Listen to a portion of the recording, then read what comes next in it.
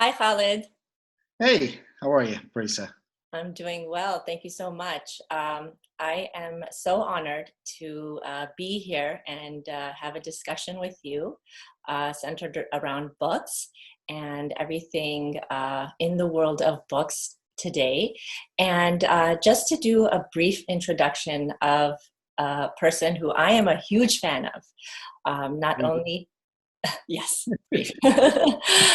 Okay, brief introduction, I promise. Because if the introduction is really long and it puts pressure on me to live up to it, I never can. So you have to keep it short. I'm going to keep it short. I'm only going to say what Wikipedia said, condensed. But all I want to say is that you're a brilliant author of four amazing books, and you're a humanitarian, a UNHCR, Goodwill Ambassador, an amazing human being. And that's all I really have to say. And you've proved it. Thank you. That was painless. So, but moving right along, Khalid, as the pandemic has been a huge part of our lives for over a year now. And how has the pandemic affected you, your family, your writing, and creativity? If like for the better, for the worse? I think, from a writing standpoint, the pandemic's been awful. It's just been a terrible experience for everybody. I consider some myself lucky. I was able to, quarantine with my family, my son, my daughter, were both home. So we got an extra year with my son, which we didn't expect at all. So there were some hidden blessings inside what was otherwise a terrible ordeal around the world. But for me, in terms of writing, being home every single day and really not being able to leave or go or do anything, it actually creates an environment where you can be productive from a writing standpoint, and reading. So this is a book centered. What do you call? It's not a blog. What do you call this? Just like a discussion, a A book-centered discussion. discussion, a chat. Yeah, so books really helped me, both the reading and the writing part of it, but especially the reading part of it really helped me through the pandemic. And they were fantastic companions to me. And I was talking to my son the other night, and we were reflecting on the past year, and we were both kind of saying, what a even more difficult year this would have been if not for the company of these wonderful authors and the words they've put on paper and gifted us with. So books were a very central part of my pandemic experience. I see, I see. So would you like to share what current books you're reading or what's on your TBR, your to-be list? To be I read? always have a list of books that are waiting to be read. I will never be able to read all the books that I've put on my list that are in my home. I'll probably be in my grave before I read every book that I intend to read. So many books, so little time. Mhm. But through the pandemic, I have a very, very good friend of mine who's a professor. Lawrence. Have you met Lawrence? Yes, I've heard of him. I have not yet met him, which maybe I would love to one day. Okay. Lawrence is yeah, he's a lovely guy. He's a from Britain, and he's just a wonderful guy. And we've been friends for a long time, and we decided that one way that we would kind of see each other through the pandemic would be to read, and then every day to hold a kind of impromptu, informal book club discussion of two, just he and I through Zoom. So it kind of gave our life structure. So we read, we decided to read some classics. So we decided to read every word that Shakespeare had ever written, whether it be a play or a sonnet or a long poem. So we ended up reading all his plays, and we read one act per day. And at 4 o'clock or so, we would chat for an hour about that act, talk about what we thought. And it was really a wonderful experience to go through all those plays. The plays that are well known, that are part of the sort of the canonical ensemble of Shakespeare, we had both read in schools and stuff, so we were familiar with them. Although revisiting them after many years was really wonderful. But what was also fantastic was to find some less well-known plays that people don't immediately think about when they think about Shakespeare, and to find those gems and find out how wonderful they are. They were like, finding a treasure in your attic, so like, one play that we both agreed with that was so wonderful was Richard II. We both thought All's Well That Ends Well was a hilarious comedy and incredibly well written. We both loved The Winter's Tale, and then we went through all the well known books as well. We read Dante's Inferno together. We read a lot of the sonnets together. So it was really a way of going through day to day in the pandemic, getting up in the morning and read that one act like at 7 in.the morning, kind of reflect on it, and then get together at 4 and talk about it, and like even read many parts of it together, playing different parts. That's partly how how I managed to get through the pandemic. It was really, as I say, the pandemic was full of terrible memories. We had family members who got sick. Thankfully, we didn't lose anybody. And I'm fully aware of just how awful it was around the world, how many people struggled. They were far, far less fortunate than I was. But in its own way, reading and talking to my friend about books and about literature was really, really great way of getting through it. Yes, I totally agree. And with the pandemic and with reading, it is such a brilliant combination, in the sense that, so many people around the world were stuck at home, but with the kindness of books, you can be anywhere and be transported and completely have this lucid and beautiful vision of what is being written. So it's such a beautiful synchronicity with books and the current situation where you're stuck at home, but mentally you're not, right? Because Yeah. you can just, explore that infinite mind of creativity. Do you have Yeah, I any think favorite? not to interrupt, sorry, but I mean that's like just to add to that. I mean, I've always thought that one of the primary objectives of reading was to take flight, to be transported into a different life, into a different environment, a different world, different culture, and just kind of get to see the world experience the world through a different set of eyes, and hopefully come out the other end slightly wiser, hopefully with a slightly more illuminated view of the world, even if it's in a very small way. That's always been to me the great thing about reading, and why I've always encouraged my kids to read. It enriches your life. It allows you, and this has been shown through different studies, that reading fiction, especially so-called literary fiction, and we can have a discussion about what that means, but especially that kind is helpful towards developing a sense of understanding, of empathy, compassion, kindness towards other people. That's been demonstrated in studies. It's not surprising to me at all, because every time I read a book, be a book about refugees around the world, or a book about being gay and black in the 50s, or be it a book about being a woman in the 1920s, I always come out the other end feeling like my understanding of the world and my understanding of how people experience the world has been enriched to some degree. Absolutely. Khaled, do you enjoy writing more or reading more? I think they're corollaries. I don't think for me, I can't write without reading. To be fair, I enjoy reading more, but I enjoy having written more. The actual act of writing is very fraught with all sorts of human weaknesses that every writer knows.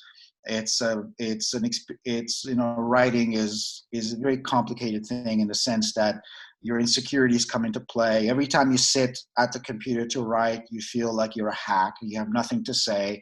Nothing good is going to come out that day. Writing is largely an act of sitting in front of a computer screen and worrying. Whereas, what's that? That's a lot of pressure.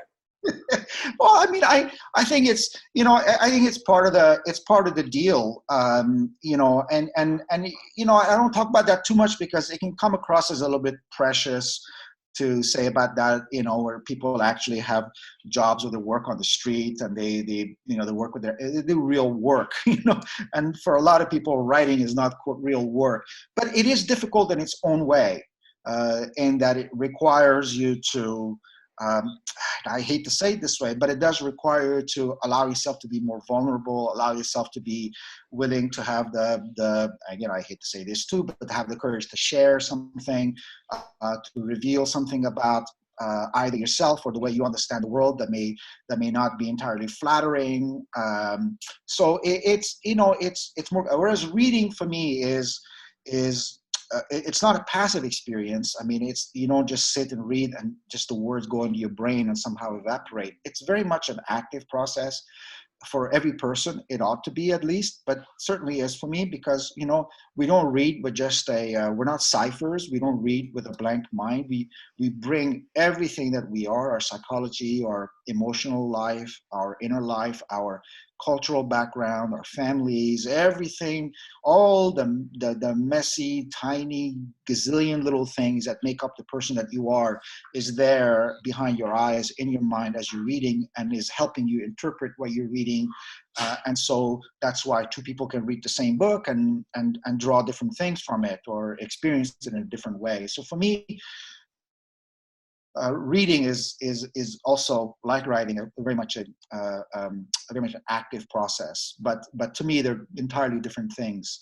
The other thing they have in common is often when I'm reading, I read not only as a reader, but I also read as a writer, and I'm very interested in seeing how people manage things, how they write dialogue, how they do transitions, how they, how they convey a sense, for instance, of time passing, or a particular way they have of describing things. You learn from, I don't mean imitation and mimicry, but but you do learn from every writer that you've ever read. You pick something up, whether you're aware of it or not. And so, and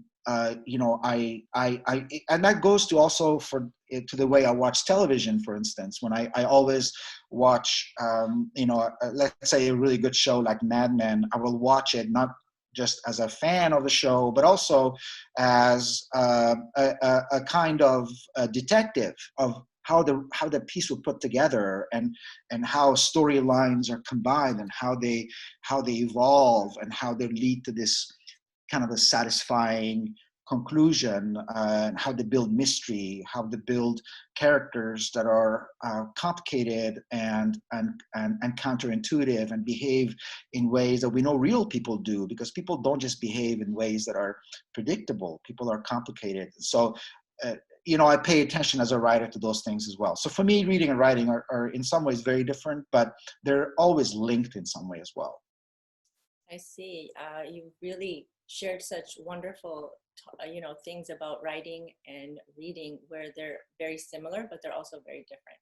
So thank you for that. Is there any type of genre of books you don't enjoy? I don't say this with a sense of like, there's a danger of saying you don't like a particular kind of book, because the implication is that it's somehow beneath you, and that's not at all the case. But I generally don't like spy novels and, books about,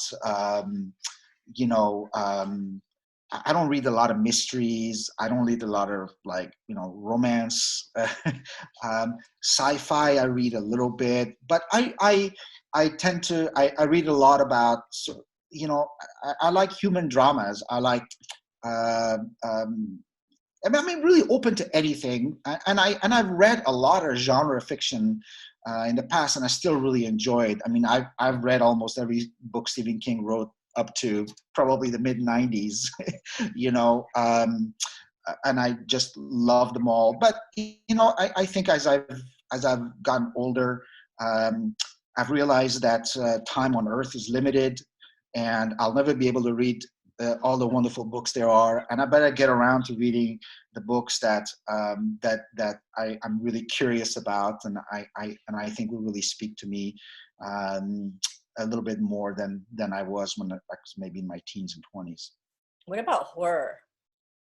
Yeah, like I said, I read so much Stephen King in the '80s and '90s. It's a genre that I really enjoyed for quite a long time. But I actually, what was the last horror book I read? Probably it's been a very, very long time. But I enjoy the genre. I just really haven't revisited it for a long time. I see. I see. So now I am so excited to talk about your foundation and the work you have done. So just to briefly talk about it, and it's the Khaled Hosseini Foundation, and it has its own website. It's www.khaledhosseinifoundation.org. And I was looking over the website, and I was completely flabbergasted at, the wonderful work the foundation has done. $2.2 million raised and granted over the, 2008 lifespan of the foundation. And you guys have built 537 shelters housing over 3,200 men, women, and children. The foundation has provided education for over 15,000 students and has funded a maternity center expansion, which has assisted delivery of 6,000 babies. And that's just so amazing. Not only that, but your book, Sea Prayer, the proceeds of that go to help the UNHCR, the UN Refugee Agency, and the foundation.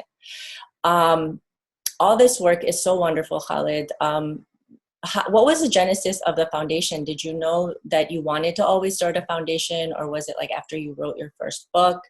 How did the whole foundation come into place? Well, thanks, Parisa. The numbers even better than I do, rattling them off. That's fantastic. Thank you.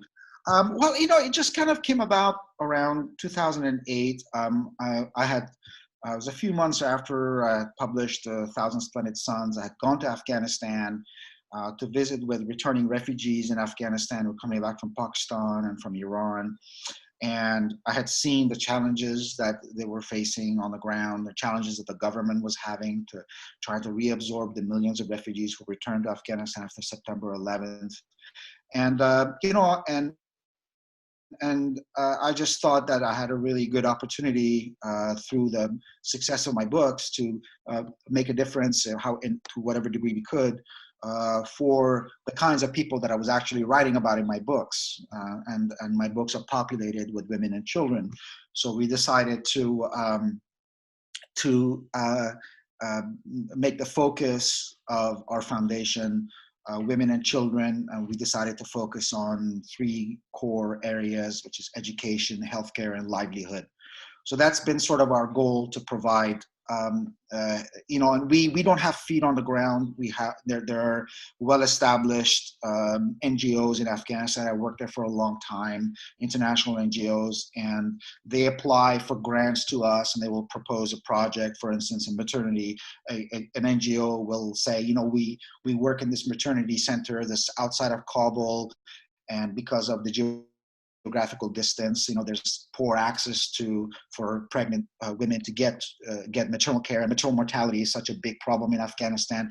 And so, can you fund, an ultrasound machine so that we can do prenatal cares? So then we'll vet the organization, and we'll give them a grant depending on how well we think they're working and how organized they are and what their finances look like. And so there's a really kind of an exhaustive vetting process that goes into it. But, fortunately, we have a really good team, and we've been able to work with some really great organizations on the ground in Afghanistan. And, like the latest example is, I'm sure you heard, but there was a horrific attack on a girls' school in Kabul very recently that killed, 85 people. Many of them were young Hazara schoolgirls that were targeted. And so we've launched a fundraiser through the foundation to support two organizations, Women for Afghan Women and Emergency, to raise funds and help both with the urgent needs post the attack, and also with a long-term educational goals of those students at that school. So we're just fortunate to be able to make a small difference in people's lives. We're under no illusions. The challenges that Afghanistan faces are massive. They're enormous. But, in our own way, we take satisfaction in being able to make a difference in people's lives. Yeah, you guys are doing such wonderful work. And the tragic attack that took place on May 8th was very saddening and just atrocious. And like you had mentioned, 85 casualties, 150 injured, and the victims being young girls between the ages of 11 and 20. So, anybody watching this video, I urge you to please donate to the foundation, who of course aids these people, and it's the Khaled Hosseini Foundation.org. And what's also wonderful is that the foundation matches every dollar contributed up to $25,000. And your rating on GuideStar is so wonderful that contributions are certainly going to the causes that people are contributing to. So I am so proud of you guys and happy that there are wonderful people in this world too that are making a difference. Well, thank you. We have a lot of friends. We obviously include you as one of our foundation friends. You've done a lot of work for us in the past and helped us out and been very selfless about it. So we tip our hat to you and your friends and your family and all the people who've just taken time out of their day to give us a hand. So, we haven't done any of it alone, and we're grateful to have, supportive friends and a community that shares our goals. Thanks, Khaled. So now, with no further ado, we're going to do our rapid fire questions and end this little talk on a fun little note and get to know Khaled's little life secrets, not life secrets, just like, things that Khaled prefers. So I'll try, it's not that personal. Okay. So fiction versus nonfiction. Love both, but I definitely read more fiction. I see. Yay. Are my answers supposed to be quick as well? Yeah, no, it doesn't have to. You can say a few words if you want. Classic versus contemporary. Fiction, or are you talking about books? Anything, just classic versus contemporary. Well, it depends on what. Cars, classic, for sure. Yes. Air conditioning, contemporary. Yes, absolutely. Now with summer coming around. Showers, contemporary. Okay. What about books? That's hard. That's hard. I spent a lot of time reading a lot of contemporary novels, contemporary fiction, but over the last several, I think, couple of years at least, I've gone back and taken a dive into the classics.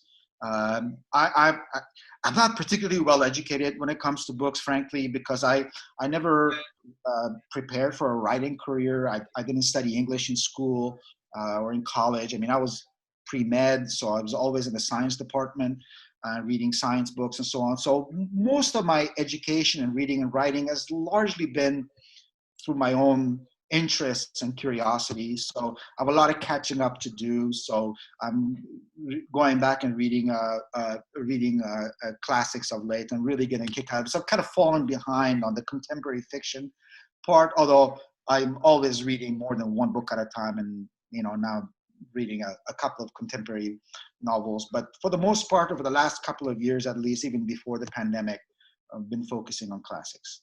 Awesome. And Shakespeare. So, Well, first and foremost, yeah. yes. Bookstore versus library. What's Bookstore? Oh, that Oh, books. bookstore. Bookstore. Yeah. Oh, a bookstore. I thought maybe you were making fun of me since Amazon Books have completely killed the whole bookstore scene. I thought you said bookstore. Bookstore library. I have a soft spot for. I love them both. I really do. I love them for different reasons. I go to bookstores to peruse and just kind of run into something unexpected, and you just never know what you're going to take off the shelf and open it. It might change your life in some way. I love libraries as well because one of the reasons I really love libraries is because when I was growing up in Kabul, we didn't have any. There were some bookstores, but the first library I ever went to was in France when we moved to France. And I remember walking in and I couldn't believe the books were free, that I could just pick up a book and just sign this piece of paper and I could like take it home and read it. And, I'd have to pay anything. So it was incredible. But I love a library for their sense of community and what they do for the community. There's a place of congregation, it's a place where people meet.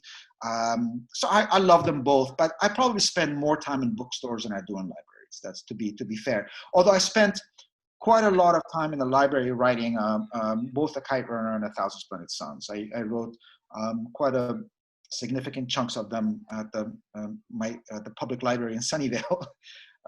So I love them both. Awesome. Audio versus reading. Oh, reading for sure. Some books I enjoy audio, but on really long trips where I can just kind of just kind of get focused on the voice and just kind of it becomes hypnotic and you're just driving and not noticing the miles clicking past. But on the whole, I prefer reading because this is going to sound weird, I actually like looking at sentences and kind of like the optic of a sentence. I love going back and rereading a sentence that really struck me as beautiful or thought-provoking multiple times. I like to flip the page and like see how that sentence came about and how the author began this paragraph with one idea and how it progressed to this lovely sentence that I'm reading or a group of sentences. So for me, there's that kind of going back and forth, and I love the tactile feel of a book and be able to turn the page. I like audio as well, and I remember listening to the audio recording of a Zadie Smith book called On Beauty, and it was read by an incredibly good reader that was able to do sort of bring every character to life through subtle changes and sometimes not so subtle in intonation, in accent, and so on, and voice. But like if I don't like the reading in an audiobook, you're kind of trapped, and somehow it mars the book for me. So I always approach audiobooks with a little bit of trepidation. City versus beach. City versus beach. Beach? Yeah. What do you like better, city or beach? Oh, it depends on the weather, depends on my mood, depends on. Are you a city guy? Are you a beach guy? I'm not a beach guy. No, I mean, in Afghanistan where I spent my formative years, there's no water culture. It's a landlocked country, so I didn't see an ocean until I was like 13 or 14, I think, in Europe.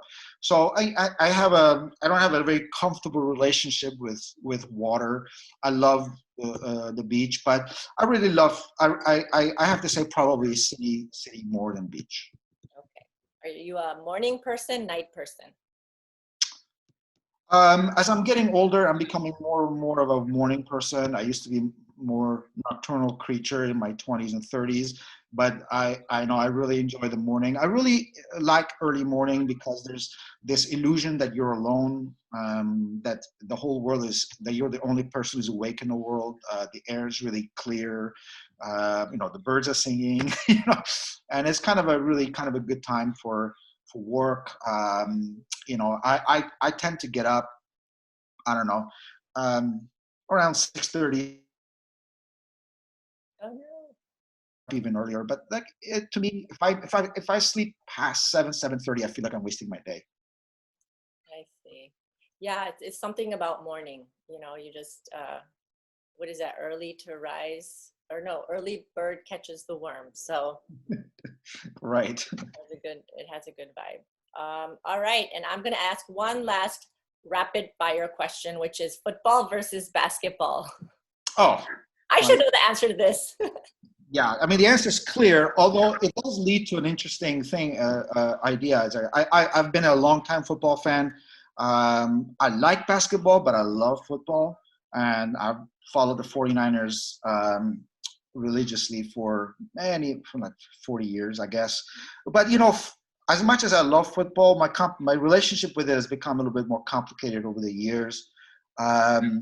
Because of the emergence of CTE, because of the way that the league deals with its retired players, the way that the NFL sort of treats, has traditionally treated NFL players, not giving them health insurance after they retire, not looking after them, and sort of treating players as interchangeable pieces, as a jersey number.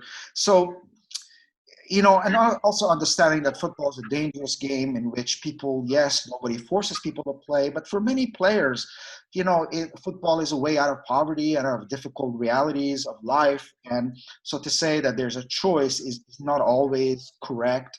And